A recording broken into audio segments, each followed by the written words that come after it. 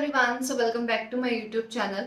तो जैसा कि आपको टाइटल देख के पता लग ही गया होगा कि हम करने वाले हैं उन चीज़ों पे बात जिसकी वजह से बच्चे जो है विकलांग पैदा होते हैं। और बहुत सारी महिलाएं ये हरकतें करती हैं, लेकिन कुछ है वो नोटिस नहीं करती और कुछ को इन बातों के बारे में बिल्कुल नहीं पता होता कि इनका परिणाम क्या होगा। तो एक्चुअली कल मैं ऐसे यूट्यूब स्क्रॉल कर रही थी, यूट्यूब नहीं सॉरी क्रोम स्क्रॉल कर रही थी। तो क्रोम पे मुझे एक्चुअली नोटिफिकेशन आई जिसपे लिखा था कि बच्चे विकलांग बेसिकली किस रीजन से होते हैं। माएँ समझती हैं कि बच्चा पेट में हुआ विकलांग है भगवान की देन है, तो भगवान की देन तो है, उसके लिए भगवान ने आपको सही सलामत चीज दी, आपने उसे रखी कैसे वो मैटर करता है। कई महिलाएं जो होती हैं अपनी बिल्कुल केयर नहीं करती और लाइक वो इस चीज को बहुत ज्यादा नॉर्मल ले लेती है कि इट्स अ प्रेगनेंसी, प्रेगनेंसी में इतना ज्यादा क्या करना। तो बट आप पुरानी सोच बदलो, क्योंकि पुराने टाइम पे बच्चे लोगों के 10-12 होते थे, इतना टेक केयर नहीं होता था, वो अंदर से इतनी ज़्यादा एक्टिव होती थी कि वो अपना बच्चा इजीली कैरी करके उनको डिलीवर कर देती थी। बट अब क्या है, माँ जो है इनफर्टिलिटी के तौर पे गुजर रही है। बहुत सारी महिलाएं ऐसी हैं जो प्रेग्नेंट ही नहीं हो पा रही और कुछ है जो प्रेग्नेंट हो रही हैं, तो ये सब गलतियां कर रही हैं। तो आज इस वीडियो में बात करेंगे कि क्या इन गलतियां जो माँ करती है जिसकी वजह से बच्चे जो है विकलांग पैदा होते हैं। तो देखो, सबसे पहले तो है फॉलिक एसिड टैबलेट ना लेना। फॉलिक एसिड टैबलेट आपके प्रेगनेंसी के लिए बहुत ज़्यादा ज़रूरी होती है। आप ये चाहे बात मानो या ना मानो, आप जितना फॉलिक एसिड टैबलेट लेंगे आपकी बॉडी में तो ब्लड बना रहेगा, क्योंकि प्रेगनेंसी में फॉलिक एसिड टैबलेट जो होती है आयरन टैबलेट कहते हैं, बहुत सारे लोगों को बात नहीं पता होगी। आपकी आयरन टैबलेट जो है आपकी बॉडी में ब्लड बनाने में बहुत ज़्यादा हेल्प करती है, आपके बच्चे तक ब्लड पहुँचाने में हेल्प करती है, आपका वेट और आपके बेबी वेट दोनों को निरंतरण रखने में हेल्प करती है। और किसी भी तरह की अगर आपकी बॉडी में कमी लग रही होती है, डेफिनेटली आपको मल्टीविटामिन देके पूरी की जाती है। बट कई महिलाएं दवाई नहीं खाती, जिनकी वजह से वो इस चीज़ को भी इग्नोर कर देती है, जिसकी वजह से उनके बच्चे जो है वो डिसेबल पैदा होते हैं, उनमें कोई ना कोई प्रॉब्लम होती है जिसको विकलांग भी कहा जाता है। दूसरी गलती जो महिलाएं करती हैं वो है प्राइवेट पार्ट में इन्फेक्शन होना।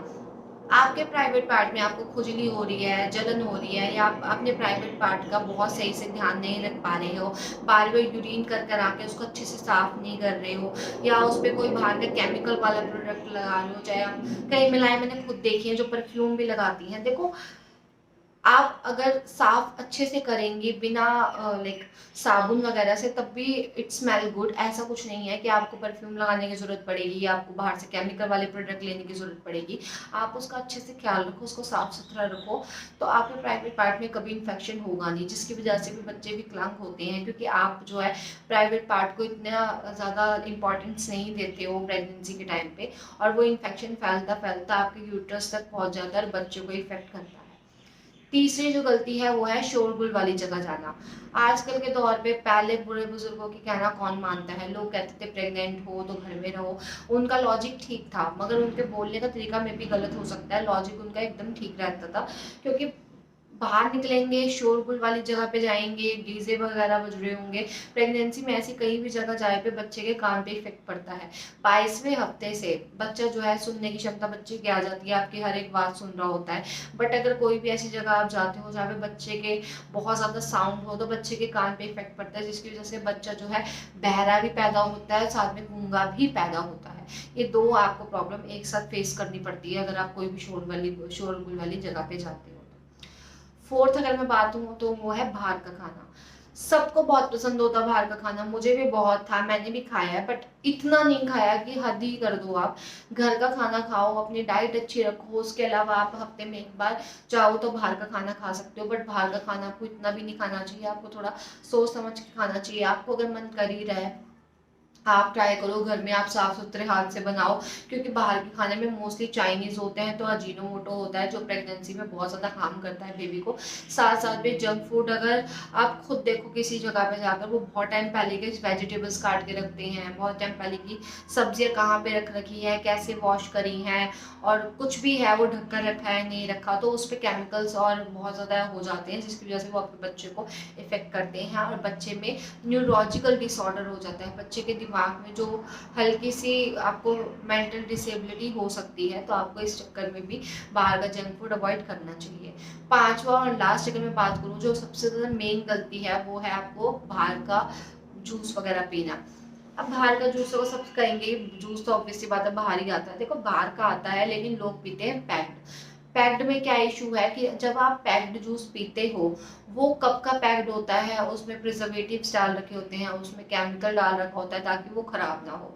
आप सब जानते होंगे कि 20 रुपए का आप अगर फ्रूट्स खरीदने जाओ, 80 रुपए किलो है, उसका 20 रुपए में जूस इतना सारा कैसे निकाल के दे दिया जाता है।